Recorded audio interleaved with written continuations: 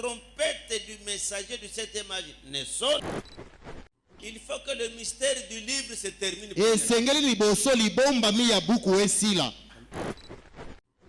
Donc, dans le mystère du livre écrit, ce sont des choses qui sont sur la ligne. Maintenant, le mystère du livre non écrit est entre les lignes. Maintenant, entre les lignes, il n'y a que le prophète qui peut lire.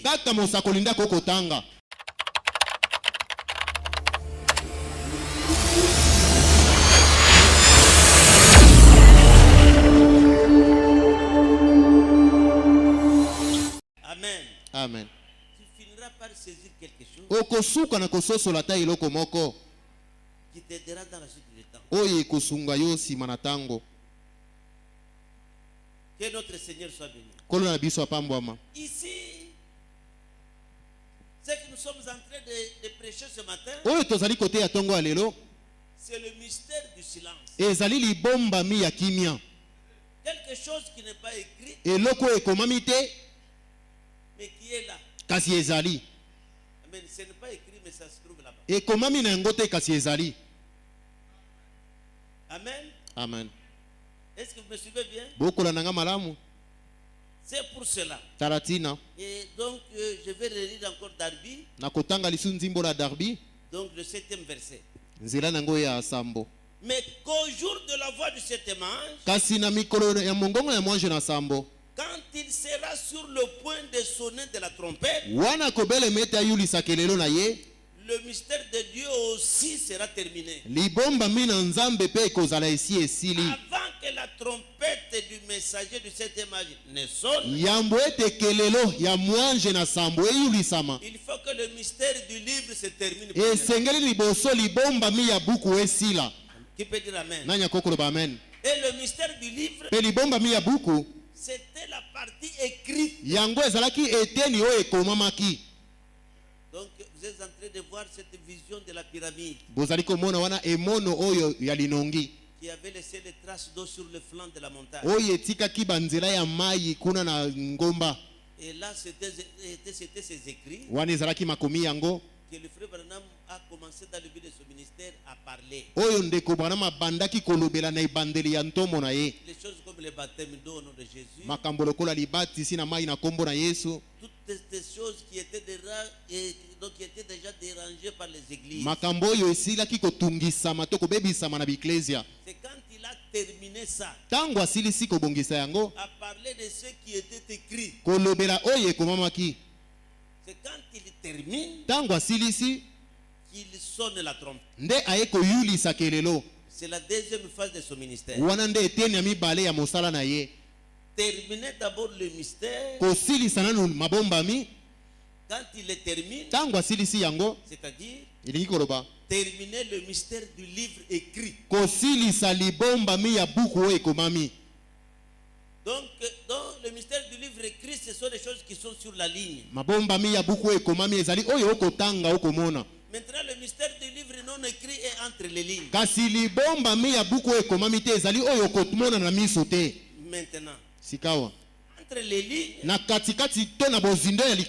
n'y a que le prophète qui peut lire. Et notre homme n'est pas capable de lire. Amen. Dieu a déjà fait ça comme ça une fois dans la Bible. Donc le songe de Nebuchadnezzar, qui était perdu dans sa pensée, il a voulu connaître qu'est-ce qu'il avait fait comme songe. Et alors, tous les satrapes étaient incapables. Il fallait quelqu'un qui traite avec la divinité. Et celui qui traitait avec la divinité en ce temps-là, c'était Daniel.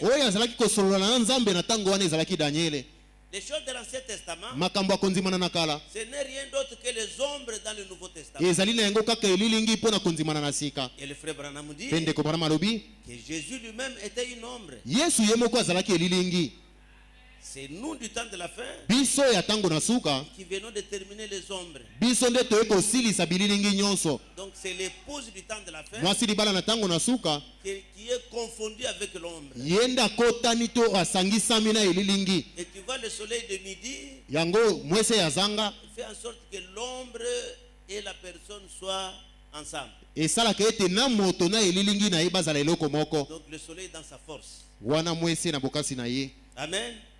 Tu vois? Omoni C'est que ce livre-là, toloba buku yango la première partie de ce livre, eteni ya liboso ya buku ça s'appelle les années de préparation. ezali mibu ya kolengela makambo.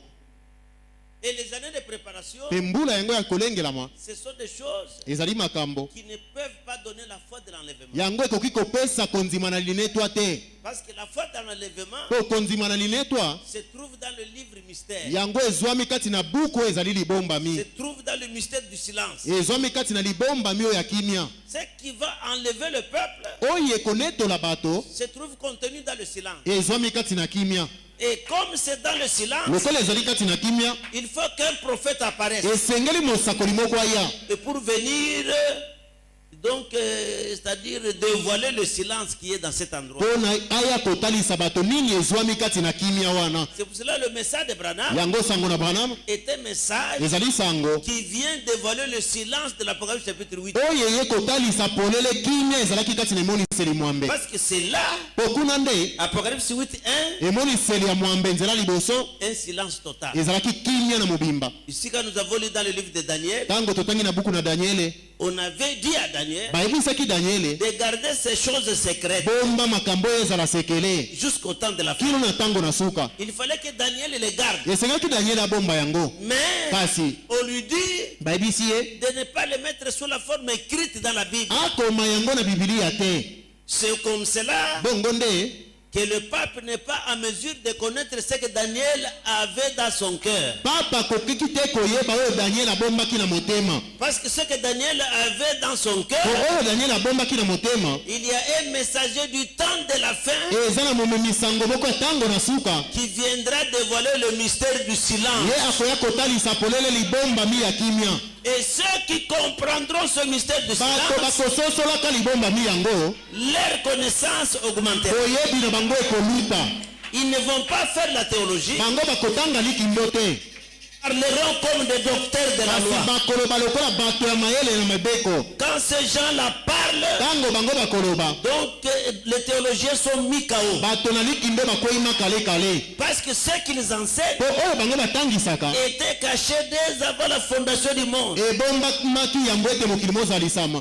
Là dans le granit blanc, ezalaki kati na libanga ya pembe que personne ne connaissait. moto te ayebaka yango. C'est pour cela que je vous ai dit ce jour-là. ntina yango nayebisaki bino mokolo wana Que Moïse Mose a vu depuis le commencement. amonaki wuta na ebandeli. Au commencement, Dieu créa les cieux et la Na terre. ebandeli nzambe azalisaki likolo mpe mabele. Mais Jean l'aigle vient, Kasi Yohane mpongo il ayei lui dit au commencement était la parole. alobi na ebandeli ezalaki liloba. C'est que Jean est monté un peu au-dessus. toloba Yohane amataki mwa moke likolo. Mais quand Branham vient, Kasi wana Branham ayei c'est le seul prophète qui prêche la divinité expliquée. nde mosakoli be moko atei bonzambe elimbolami. C'est lui qui peut expliquer Dieu. ye oyo akoki kolimbola nzambe. Amen. Amen. Et même le grand prophète Paul, ata mosakoli monene Polo il a dit, alobaki quand ce qui est parfait viendra, wana oyo mobimba ekoya c'est-à-dire, elingi koloba quand Branham viendra, ntango Branham akoyaka. Amen. Paul dit Polo alobi que moi, Paul, je connais en partie. ngai Polo nayebi moke Amen, je connais en partie. nayebi moke Mais il y aura un savant au temps de la kasi fin. ekozala moyebi moko na ntango na suka. Amen. Quand ce savant va ntango venir, moto na mayele wana akoya les choses de la Bible makambo ya bibilia seront nouvelles. ekozala ya sika. Amen. Amen. Et la Bible Pe bibilia sera un nouveau livre. ekokoma mokanda ya sika. Tu peux dire Amen. Tu vois, omoni ce livre a deux parties. buku oyo eza na ngambo mibale.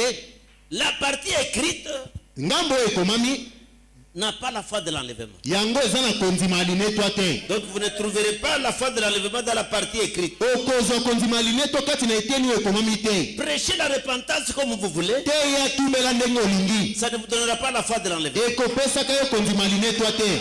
porter la robe longue comme tu veux. Ça ne te donnera pas la foi de l'enlèvement. Soyez honnête comme tu le veux. Ça ne peut pas te donner la foi de l'enlèvement. La foi de l'enlèvement, c'est dans le mystère du silence. Ce qui était caché dans le silence, c'est là que se trouve la foi de l'enlèvement. Amen. Ici dans la prédication, monsieur, est-ce le signe de la fin? Au paragraphe 156. C'est alors le moment que les 7 voix d'Apocalypse 10 soient révélées. Il dit, lorsque le livre est fini, il ne reste qu'une chose. Ce sont les 7 mystérieuses voix de tonnerre. Il faut d'abord que le livre se termine. Il faut d'abord que le livre écrit se termine. Quand le livre écrit se termine, amen, quand c'est fini, c'est alors qu'il prêche la brèche entre les âges et les 7 sceaux. Et la